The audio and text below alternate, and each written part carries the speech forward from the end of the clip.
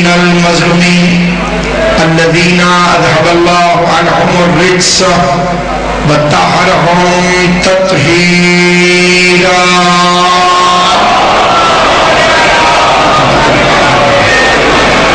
لعنة الله على أعدائهم وغاصب حقوقهم ومنكر فضائلهم ومصائبهم وولايتهم أجمعين. أما بعد، قال سبحانه وتعالى في كتابه المبين: بسم الله الرحمن الرحيم فتمنوا الموت إن كنتم صادقين. مل کے صلوات پڑھ لیں محمد و آل محمد. درود زحمت نہیں، عزت ہے، احسان نہیں، ایمان ہے. سارے حضرات مل کے آل محمد پہ بلند آواز سے صلوات پڑھ لیں.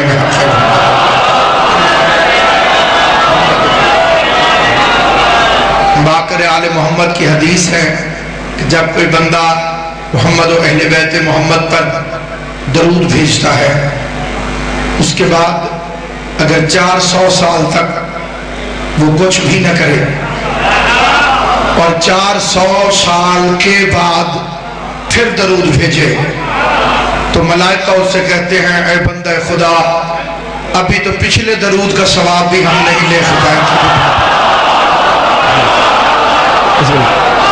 مل کے صلوات پڑھ لیں محمد و آل محمد.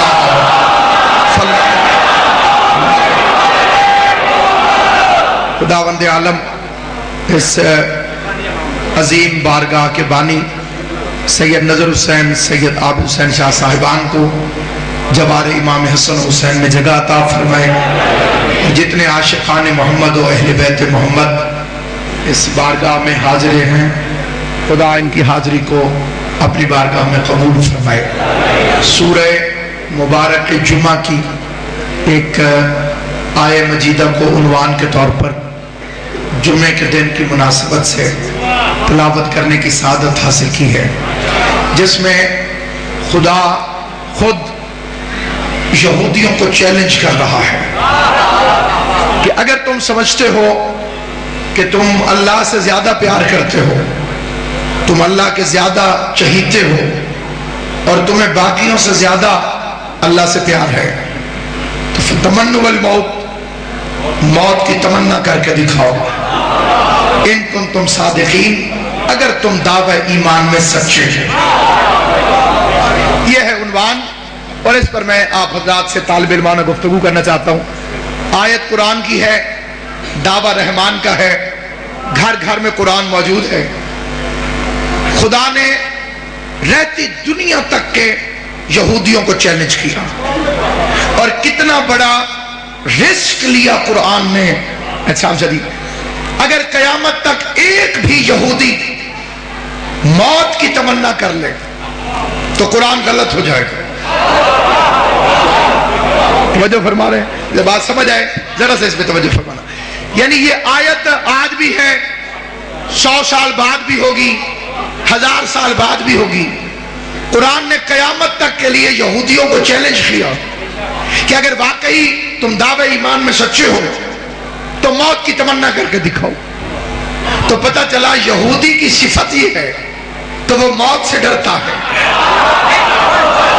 بات سمجھ آتی جائے تو جوان میرے ساتھ بولتے گئے.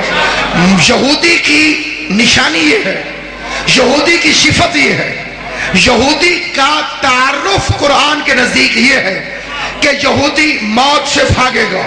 تو اب میں اتنے بڑے اجتماع میں اس مجمع کی وساطت سے مسلمانوں سے پوچھنا چاہتا ہوں کہ قرآن نے تو کہا کہ یہودی موت سے ڈر کے بھاگتا ہے، تو جو 39 دن یہودیوں سے ڈر کے بھاگتے رہے اللہ آپ کو سلامت.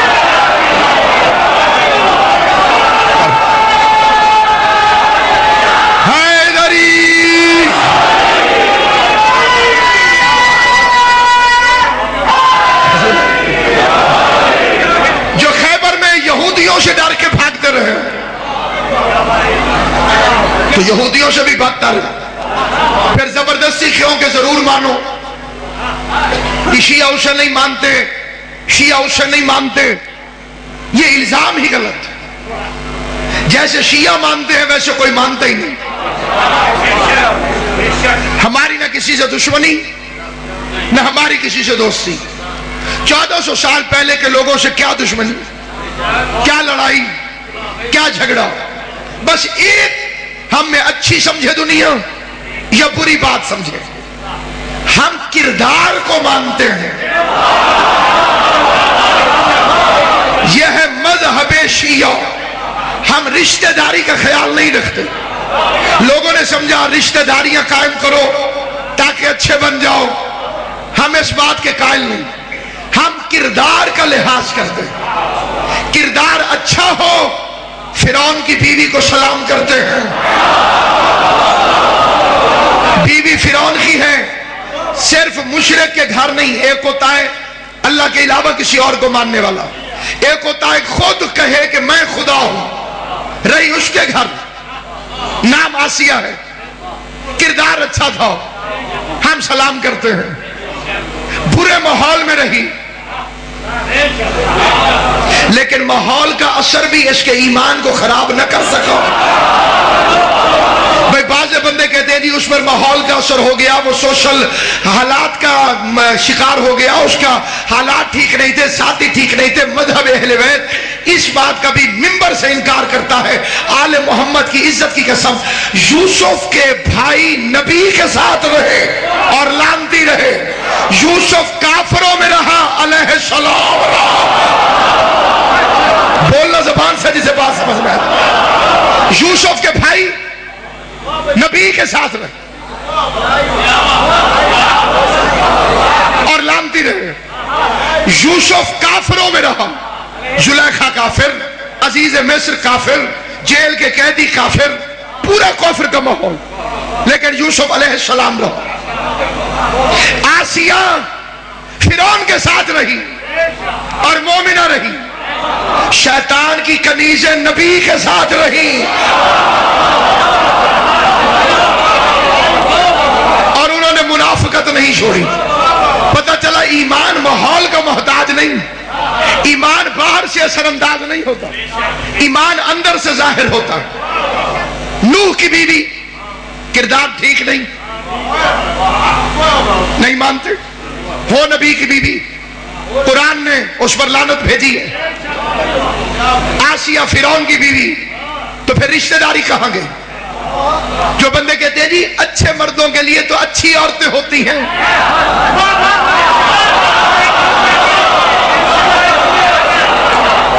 اچھی عورتوں کے لیے اچھے مرد، اگر وہ بری ہوتی تو نبی کے گھر کیوں جاتی؟ نوح کی بیوی.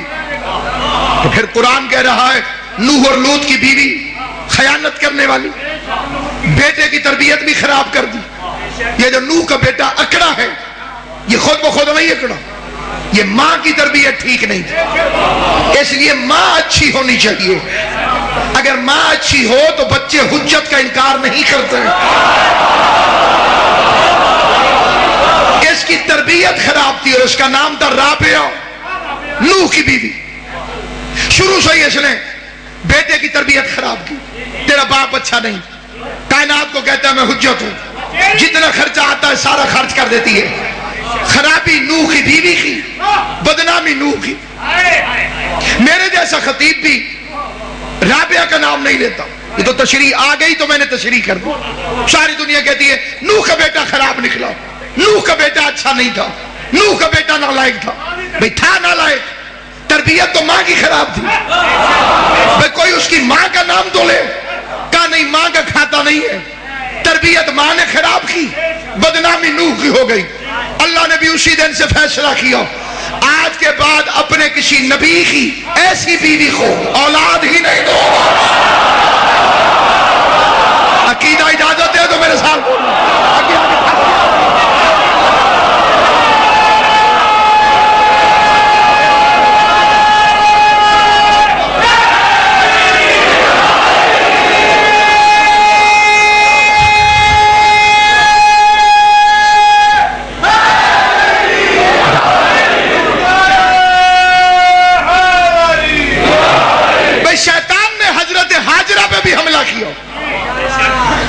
تو ہاجرہ اس کے چکر میں کیوں نہیں آئی؟ کیونکہ معصوم کی ماں بن گئی تھی.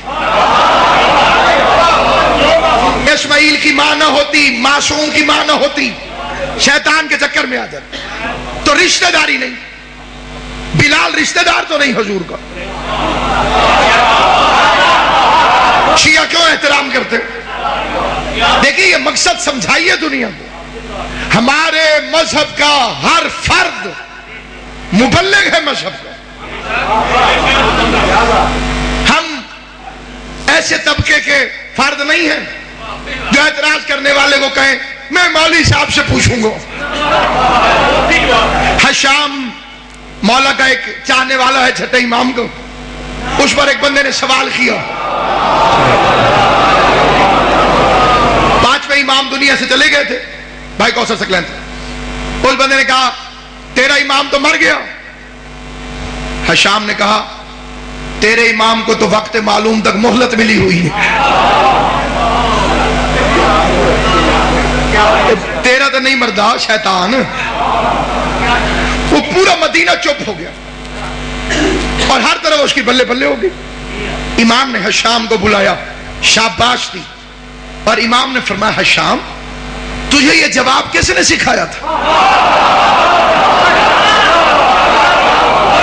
اور فرمایا تجھے یہ جواب میں چاہتا ہوں میری قوم کے بچے اس فکرے کو اچھی طرح سے اپنے دل میں اتار. تجھے یہ جواب کس نے سکھایا تھا؟ حشام ہنسنے لگا خوشی سے. مولا میرے تو ذہن میں بھی نہ تھا، میرے تو گمان میں بھی نہ تھا، بس میں نے منہ ہلایا اور یہ لفظ نکل گئے. امام نے فرمایا اس اللہ کی قسم جس کے قبضے قدرت میں جعفر صادق کی جان ہے، تم ہمارے لیے زبان ہلایا کرو، منہ تمہارا ہلے گا، الفاظ ہمارے آتے گا.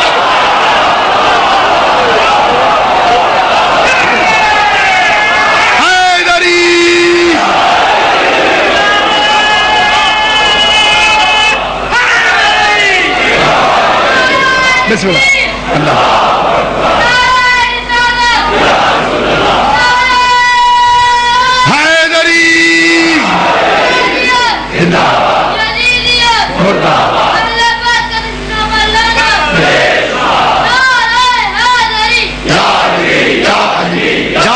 مدد حق ہے.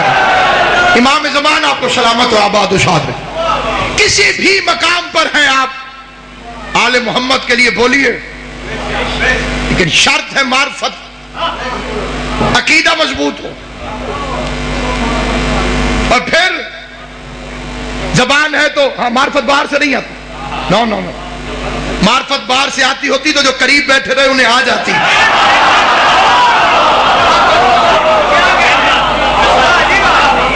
معرفت شہروں سے نہیں آتی، ورنہ کوفے میں مختار نہ ہوتا. اچھے شہر کی وجہ سے بندے اچھے نہیں ہو جاتے، برے شہر کی وجہ سے لوگ برے نہیں ہو جاتے. کوفے میں مختار ہیں، مدینے میں منافق ہیں. عقیدہ اور اس کی شرط ہے ماں کی شرافت، ماں کی طہارت، ماں خیانت نہ کرے. بندے نے چھٹے امام سے کہا تھا مولا پہلے میں ادھر جا رہا تھا آپ کے مخالف کی طرف، آدھے رستے میں مجھے خیال آیا ادھر سقیفہ ہے، ادھر غدیر ہے، ادھر بادشاہ ہے، ادھر امام ہے، ادھر دنیا والا، ادھر آخرت والا، ادھر دنیا والا، ادھر رسول کا بیٹا. مولا میں آدھے رستے سے آپ کی طرف موڑ آیا. اس کا مطلب تھا امام مجھے ذات دیں. امام نے ہنس کے اس کی ماں کی تعریف کی، کہا اماں کا شکریہ ادا کر، اگر وہ آدھے رستے سے نہ مڑی ہوتی تو بھی آدھے رستے سے نہ مڑو. بیو سلامت رہو، آباد. اللہ ان ہاتھوں کو سلامت رکھے جو حمایت آل محمد میں بلند ہوتے. حیدری، ہاتھ نیچے نہ رکھا کرو، ہاتھ اٹھا کے. ہاتھ اسی کا اٹھتا ہے جسے خیرات مل رہی ہوتی ہے. ہمارے مذہب کی بنیاد، ہم پر جو الزام لگائے جاتے ہیں یہ صحابہ کرام کو نہیں مانتے. یہ سب سے بڑا الزام جس کی وجہ سے کئی جاہل لوگ ہم سے نفرت بھی کرتے. بلال ہمارا رشتہ دار ہے، کیوں عزت کرتے؟ کہ محمد سے وفا تو نے تو ہم تیرے. کہاں چیز ہے کہ اللہ